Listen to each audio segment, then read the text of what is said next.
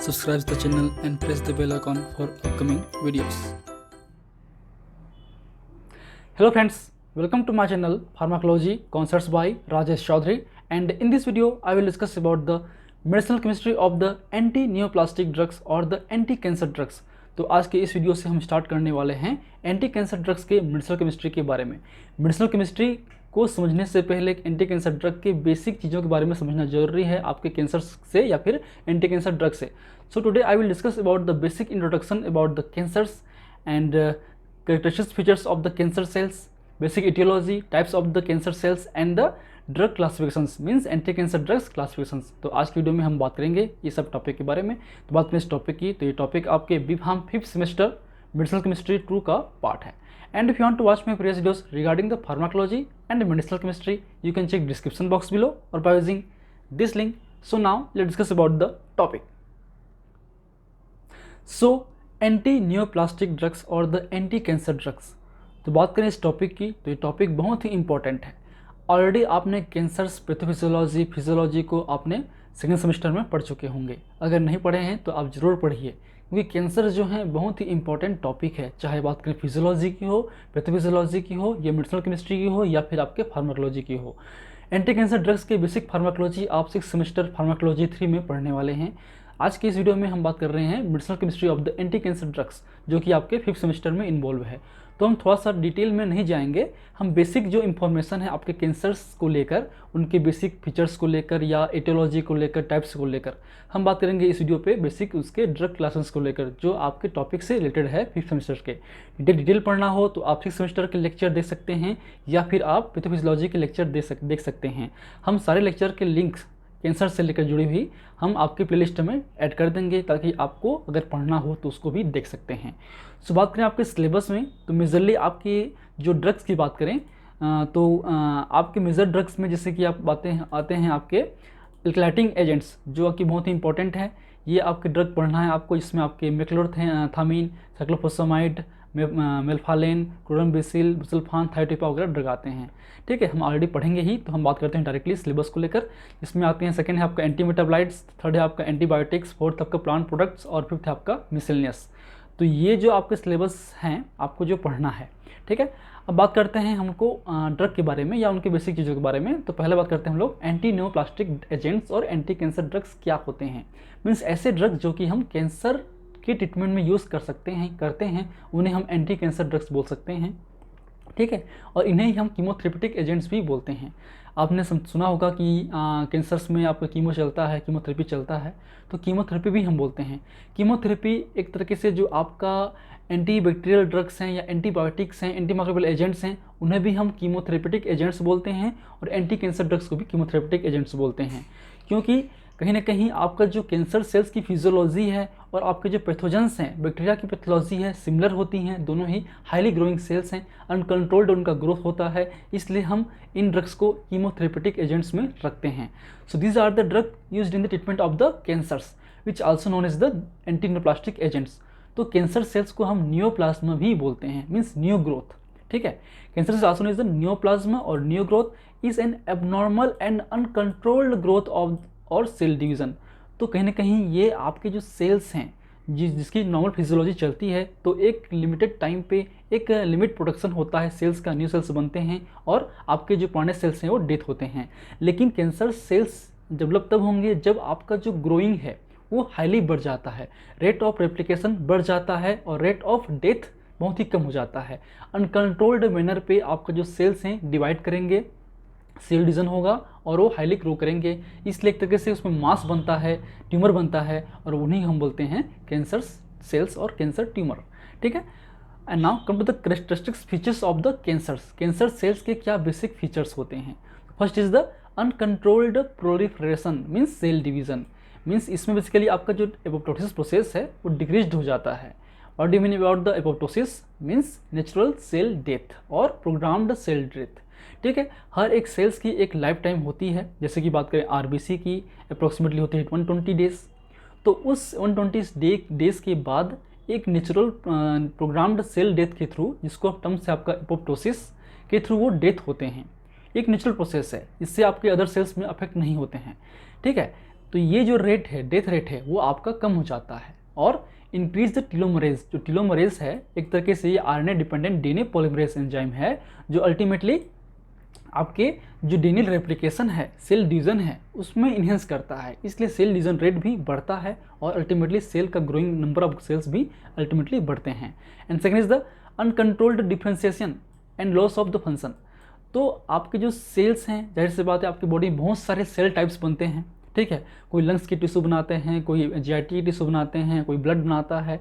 तो ये uncontrolled differentiation means आपका जो बॉडी है, सिस्टम है, वो डिफ्रेंशिएट नहीं कर पाता प्रॉपरली और एक ही टाइप के रेगुलरली सेल बनाते जाते हैं। और जिस टाइप के सेल्स बनते रहते हैं, सपोज आपका लंग्स के टिश्यूज़ हैं वो आपके बनते रहेंगे, जाहिर सी बात है लंग के टिश्यूज़ या सेल्स का मास बढ़ेगा तो लंग्स ट्यूमर होंगे, अल्टीमेटली बाद में फिर वो लंग कैंसर की कॉज करते हैं।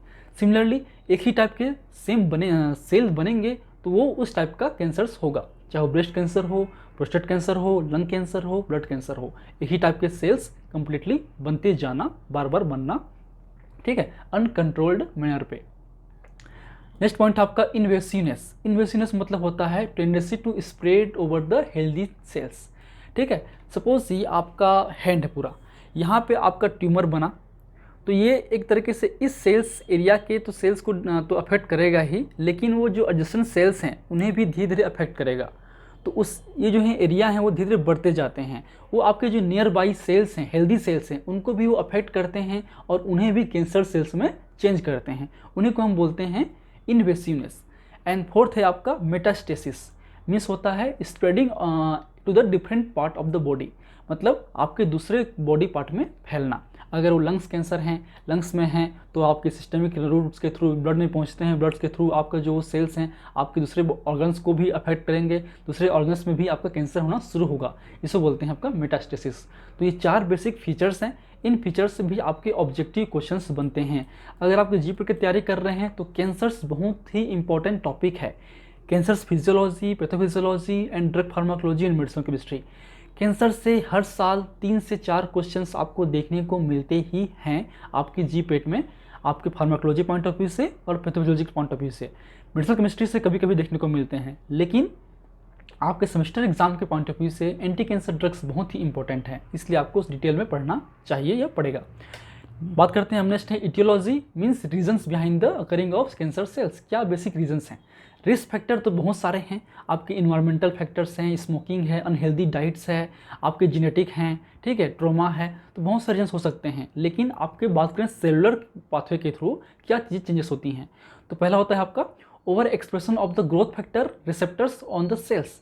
आपके जो सेल्स हैं, जिस सेल्स में कैंसर सेल्स डेवलप होगा उनमें जो ग्रोथ रिसेप्टर्स हैं, ठीक है, ग्रोथ फैक्टर रिसेप्टर्स हैं, वो इन्हेंस हो जाते हैं, बढ़ जाते हैं, जिससे जो है उनका ग्रोथ भी बढ़ जाएगा, ठीक है। Production of their own extra cellular growth factor, वो अपने ही एक्स्ट्रा सेलुलर ग्रोथ फैक्टर को प्रोडक्शन करते हैं। Production of the cell cycle transducer, जो भी सेल साइकिल ट्रांसड्यूसर होते हैं, जैसे कि बात करें साइक्लिन डिपेंडेंट काइनेज CKDKs, ठीक है, या फिर CKDK इनहिबिटर्स और साइक्लिन्स, ये भी बढ़ जाते हैं। Inhibition of the apoptosis and the tumour suppression gene, तो ट्यूमर सप्रेसिंग जीन भी बहुत इंपॉर्टेंट है। ट्यूमर सप्रेसिंग जीन ऐसा जीन है जो कि ट्यूमर के ग्रोथ को कंट्रोल करते हैं। कुछ जीन जैसे कि बात करें ऑन्कोजीन, प्रो ऑन्कोजीन जो है प्रोएक्टिव नेचर का होता है, ऑन्कोजीन एक तरीके से एक्टिवेटेड नेचर का होता है जो कि कैंसर सेल्स के लिए रिस्पॉन्सिबल है। Oncogene is the responsible for the developing of the cancer cell, ठीक है। तो ऑन्कोजीन्स की एक्टिविटी बढ़ना और ट्यूमर सप्रेशन जीन मतलब ऐसे जीन जो कि ट्यूमर्स को कंट्रोल करते हैं, ट्यूमर्स को होने नहीं देते, उन जीन्स का एक्सप्रेशन कम होना, तो इनके इम्बैलेंस से ही आपको कैंसर सेल्स डेवलप होना शुरू होते हैं, ठीक है। And activation of oncogenes already बात कर चुके हैं। And the tumour directed angiogenesis, ये भी आपके रीजन्स हैं होने के कैंसर सेल्स के। Now come to the basic types और the classifications of the cancer cells. बहुत सारे टाइप के कैंसर सेल्स हो सकते हैं, हम अलग अलग तरीके से क्लासीफाई कर सकते हैं। तो कुछ बेसिक्स एग्जांपल्स हैं, जिसमें पहला है आपका कार्सिनोमा, जो कि आपके एपिथेलियल सेल्स में होते हैं। So carcinoma are the most common type of the cancer formed by the epithelial cells, and most cancers like the breast cancer, colon cancer, prostate cancer and the adenocarcinomas, cancers of the glandular cells. तो ये आपके carcinomas हैं जो कि epithelial cells में होते हैं, mainly आपके ब्रेस्ट, प्रोस्टेट, कोलन और आपके ग्लैंड्स में होते हैं। सेकेंड आपका कार्सिनोमा सार्कोमा, जो कि मसल्स हैं, फैट्स हैं, आपके बोन्स हैं, इनमें होते हैं। Sarcomas are the cancers that form in the bone and soft tissues like the muscles, fat, blood vessels, lymph vessels and the fibrous tissues. तो एग्जाम्पल है आपका ऑस्टियोसार्कोमा, मतलब बोन कैंसर एक तरीके से। फिर नेक्स्ट आपका ल्यूकेमियास। तो ल्यूकेमिया मतलब होता है एक तरीके से blood cancer, means cancers that being in the blood forming tissues like the bone marrow, क्योंकि आपका जो ब्लड सेल्स हैं वो आपके बोन मेरो से ही बनते हैं, तो बोन मेरो में कैंसर्स होने से ही आपका जो ब्लड फॉर्मेशन है वो हाईली होगा। तो ये एक तरीके से ये ब्लड कैंसर हैं ल्यूकेमियास। बेसिकली ब्लड कैंसर की बात कर रहे हैं तो आपका आरबीसी की बात नहीं कर रहे हैं, हम बात कर रहे हैं डब्ल्यूबीसी की। ल्यूकेमिया या ब्लड कैंसर मतलब समझिए आप increase in the number of WBC, not the RBC, याद रखिए, ये भी क्वेश्चन आते हैं आपके ऑब्जेक्टिव में। ठीक है, अब आते हैं नेक्स्ट आपका लिम्फोमा। लिम्फोमा मतलब आपकी जाहिर सी बात है लिम्फोसाइट्स में होंगे। तो lymphoma is the cancer that being in lymphocytes like T cells and the B cells. जो आपके टी सेल्स हैं, बी सेल्स हैं, उनमें एक तरह से कैंसर होना लिम्फोमास है। ठीक है, in the lymphoma abnormal lymphocytes build up in the lymph nodes, ये लिम्फ नोड्स में बनते हैं, and the lymph vessels as well as the other organ of the body. तो ये आपके बहुत सारे ऑर्गन्स जो कि जो कि एक तरीके से एंटीबॉडीज या T cells, B cells produce करते हैं, उनमें लिम्फ नोड में, लिम्फ सेल्स में ये जनरेट होते हैं। इसके भी दो मेजर टाइप हैं, एक है आपका हॉजकिन लिम्फोमा, सेकेंड आपका non Hodgkin lymphoma. So Hodgkin lymphoma की बात करें, means people with the disease have the abnormal lymphocyte that are called Reed Sternberg cells. These are usually from the B cells. तो B cells के abnormal growth को एक तरीके से हम हॉजकिन लिम्फोमा बोल सकते हैं। नॉन हॉजकिन्स में स्पेसिफिक नहीं है, इसमें टी सेल्स, बी सेल्स दोनों इन्वॉल्व होते हैं। These are the large group of cancers that start in lymphocytes. The cancers can grow quickly and slowly and can form the B cells and T cells. तो Hodgkin में B sales ही बनते हैं, highly grow होते हैं, जबकि non Hodgkin's में B cells and T cells दोनों होते हैं। फिर आपका multiple myeloma. Multiple myeloma is a cancer that beings in the plasma cells. आपके जो प्लाज्मा सेल्स हैं जो एक तरीके से इम्यून सेल्स का ही टाइप है, this type of another immune cells. Multiple myeloma is the also called the plasma cell myeloma और कैलर डिसीज। ठीक है, फिर आपका मेलोनिमा, जो आपके मेलोनोसाइट्स हैं। Melanoma is cancer with being cell that becomes the melanocytes, जो आपके मेलोनोसाइट्स बनाते हैं, मतलब मेलोनोसाइट्स का over production. Which are specialised cell that make the melanin, जो मेलानिन पिगमेंट्स हैं, ठीक है, वो आपका कैंसर्स है। फिर आपका जर्म सेल्स ट्यूमर, मतलब आपके जो स्पर्म्स हैं, एग्स हैं, इनमें आपके कैंसर सेल्स बनना। Blastoma, it is a common in children में कॉमन होते हैं आपके blastoma. It is a tumour that resemble in the immature और एम्ब्रियोटिक टिश्यूज। ये आपके इमेच्योर और एम्ब्रियोटिक टिश्यूज में होते हैं। जैसे बात करें न्यूफ्रोब्लास्टोमा, मेडुलोब्लास्टोमा एंड रेटिकुलोब्लास्टोमा। ठीक है, फिर आपका न्यूरो एंडोक्राइन ट्यूमर्स, मीन्स आपके जो कि न्यूरो एंडोक्राइन कंट्रोल करते हैं, उनमें ये कैंसर होते हैं। Neurocrine tumours from the cells that release the hormones into the blood like the that response signal from the nervous system. तो नर्वस सिस्टम से जो सिग्नल्स मिलते हैं और हार्मोन रिलीज करते हैं, जैसे कि बात करें पिट्यूटरी ग्लैंड्स की हो, तो उनमें कैंसर होना। थर्ड है आपका टेंथ है आपका carcinoid tumours. Carcinoid tumours are the type of neuro endocrine tumours they are slow growing tumors that are usually found in the gastrointestinal system। आपके जीआईटी में होते हैं, आपके स्टमक एरिया पे होते हैं कार्सिनोइड्स ट्यूमर। ये बढ़ने से एक तरीके से आपके जीआईटी का सिक्रेशन बढ़ जाता है, आपको अल्सर होगा, जिसको बोल सकते हैं जोलिंजर इल्सन सिंड्रोम। ठीक है, ये भी याद रखिए। ठीक है, तो ये आपके बेसिक्स टाइप्स हैं। अब आते हैं हम लोग classification of the anti neoplastic और द एंटी कैंसर ड्रग्स। तो एंटी कैंसर ड्रग्स के बहुत सारे क्लासिफिकेशंस हैं, बहुत सारे ड्रग्स इस पर यूज़ होते हैं, अलग टाइप के यूज़ होते हैं। एंटी कैंसर ड्रग्स क्लासिफिकेशन बहुत ही इंपॉर्टेंट है। कई बार डायरेक्टली इनकी क्लासिफिकेशन से भी क्वेश्चंस पूछते हैं ऑब्जेक्टिव बेस, तो आप उसको भी ध्यान में रखिए। हमारे ज़माने में मतलब आपके 2015 से पहले तो केवल अगर आपने ये जो क्लासेस हैं वो पढ़ लिया तो आपके एक से दो क्वेश्चन आपको देखने को मिलते ही थे। बट आज की डेट में कैंसर्स जितना पढ़ेंगे उतना ही कम है। आपको कैंसर्स को, एंटी कैंसर ड्रग्स को, फार्माकोलॉजी को बहुत डिटेल में पढ़ना पड़ता है। अब आते हैं हम लोग ड्रग के बारे में। तो पहले आपका एल्कलाइटिंग एजेंट्स। ठीक है, इसमें आते हैं आपके नाइट्रोजन मस्टर्ड लाइक मेक्लोथ्रामीन, साइक्लोफॉस्फामाइड, क्लोरेम्ब्यूसिल, आइपोफॉस्फामाइड और मेल्फालेन। ठीक है। फिर आपका नाइट्रोसो यूरिया जिसमें आते हैं आपके कार्मोस्टिन और लोमोस्टिन, एल्कलाइन सल्फोनेट जिसमें आते हैं बिसल्फान, ठीक है। इनको आप याद रखिए, आपको याद रखना पड़ेगा, ठीक है, क्योंकि बहुत इंपॉर्टेंट है। मैं बार बार बोल रहा हूँ इंपॉर्टेंट है मतलब है। फिर आपका इथिलीन इमिन्स मीन्स थायोटिपा और ट्राइजीन मीन्स डाकार्बाजिन, तो ये कुछ क्लासिफिकेशंस है। फिर आते हैं एंटी मेटाबोलाइट्स मतलब मेटाबॉलिक इनहिबिटर्स, जो आपके मेटाबॉलिक पाथवेज हैं उनकी इनहिबिटर्स हैं। जैसे कि बात करें मिथोट्रिक्सेट, ये आपका है फोलेट एंटागोनिस्ट, ये आपके फोलिक एसिड एंटागोनिस्ट हैं, फोलेट एनालॉग्स हैं जो कि फोलिक एसिड सिंथेसिस को एक तरीके से कंट्रोल करता है, ठीक है। प्यूरिन एनालॉग्स मतलब आपके जो प्यूरिन हैं आपके डीएनए में, न्यूक्लिक एसिड में, जो कि एडेनिन ग्वानिन, ठीक है, उनमें ये आपके होते हैं। तो आपका 6 मर्केप्टोप्यूरिन या 6 थायोग्वानिन, एजाथायोप्रीम, ठीक है, फ्लूटाराबिन, ठीक है, पेंटोस्टेटिन और क्लेडिरिबिन, ये सब ड्रग्स हैं। पायरिमिडिन एनालॉग्स जिसमें आते हैं साइटोसिन, आपके थायमिन, राइबोसाइल वगैरह, उसमें आते हैं 5 फ्लोरोयूरेसिल, फ्लोरोयूरिडिन और आपके साइटाराबिन। तो ये कुछ ड्रग्स हैं जो कि एंटी मेटाबोलाइट्स हैं, मेटाबॉलिक इनहिबिटर्स हैं। जब हम पढ़ेंगे डिटेल मेडिसिनल केमिस्ट्री तो आप उनके जो बेसिक मोड ऑफ एक्शन है वो भी आपको समझ में आने लगेगा। फिर है आपका मिथोट्रिक्सेट नेचुरल प्रोडक्ट्स, जिसमें आते हैं आपका प्लांट डेरिवेटिव्स, जिसमें आते हैं आपके विनक्ला एल्कलॉइड्स, ठीक है, जो विनक्ला रोजिया है, ठीक है, जिसमें आपके विनक्रिस्टिन और विनब्लास्टिन 2 मेजरली एक्टिव कंपाउंड्स हैं जो कि एंटी कैंसर एक्टिविटी शो करती है। पोडोफाइलोटॉक्सिन्स, इटोपोसाइट, टैक्सोल।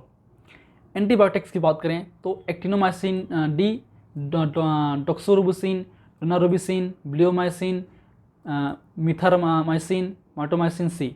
और हार्मोन की बात करें उसमें आते हैं प्रेडनिसोलोन, डाइथाइल स्टिल्बेस्ट्रॉल, आपके टिमोक्सिफेन, आपके इथनाइल स्ट्राइडोल, ठीक है। आपके उसके अलावा बहुत सारे हैं, मेड्रोक्सी प्रोजेस्ट्रॉन, मेगास्ट्रोल, टेमोक्सिफेन। एंजाइम्स की बात करें तो एल-एस्प्राजिनेस हैं, बायोलॉजिकल रिस्पॉन्स इनवर्टिफायर में आपके आते हैं इंटरफेरॉन्स वगैरह। आपके अदर्स में आते हैं सिस्प्लाटिन, हाइड्रोक्सी यूरिया और प्रोकार्बाजिन, ठीक है। तो ये आपके बेसिक इंट्रोडक्शन है आपके कैंसर का या एंटी कैंसर ड्रग्स का। आप जो समझिए, आप चाहे फार्माकोलॉजी समझिए, चाहे समझिए मेडिसिनल केमिस्ट्री, क्योंकि आपके मेडिसिनल केमिस्ट्री में भी ये जो टॉपिक्स हैं आपके हैं सिलेबस में। अब बात करते हैं इनके इम्पॉर्टेंट टॉपिक्स की।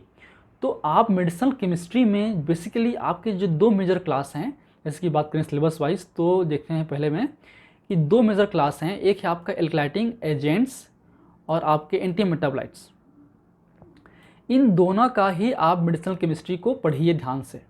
एंटीबायोटिक्स, प्लांट प्रोडक्ट्स और अदर्स से जो हैं आपके मेडिसिनल केमिस्ट्री से क्वेश्चंस नहीं आएंगे, क्योंकि इनके जो स्ट्रक्चर हैं वो आपको कभी याद नहीं रहेंगे, ना टीचर्स को याद रहते हैं, ना वो किसी को याद रह पाते हैं, क्योंकि वो एक तरीके से नेचुरल प्रोडक्ट है। तो उनके जो रिंग्स हैं बहुत ही लार्ज पे होते हैं, ना उनका आईपीसी नेम नॉमेनक्लेचर पॉसिबल होता है याद रखने में, ना करने में पॉसिबिलिटीज़ होती है। तो हम 2 मेजर क्लास को ही फोकस करेंगे आपके मेडिसिनल केमिस्ट्री में। बाकी जो ड्रग्स हैं उनको भी हम डिस्कस करेंगे ही, बट आप उसको उसके जो बेसिक मोड ऑफ एक्शन है उसको समझिए, जो कि ऑब्जेक्टिव बेस्ड क्वेश्चंस बन सकता है। क्या उनमें बेसिक रिंग है वो समझिए, है ना। उसके मेडिसिनल केमिस्ट्री मतलब स्ट्रक्चर, आईपीएससी नेम को याद रखने की कोशिश मत कीजिएगा, आपको याद नहीं रह पाएंगे, ठीक है। सो नेक्स्ट क्लास में हम समझेंगे या हम पढ़ेंगे एल्कलाइटिंग एजेंट्स के बेसिक मेडिसिनल केमिस्ट्री के बारे में, जिसमें आपके 4 से 5 आपके ड्रग हैं, ठीक है। So, if you like my videos, please press the like button, share with your friend, and any feedback, please comment on the comment section. That motivates me for the upcoming videos. In last, thank you. Keep watching.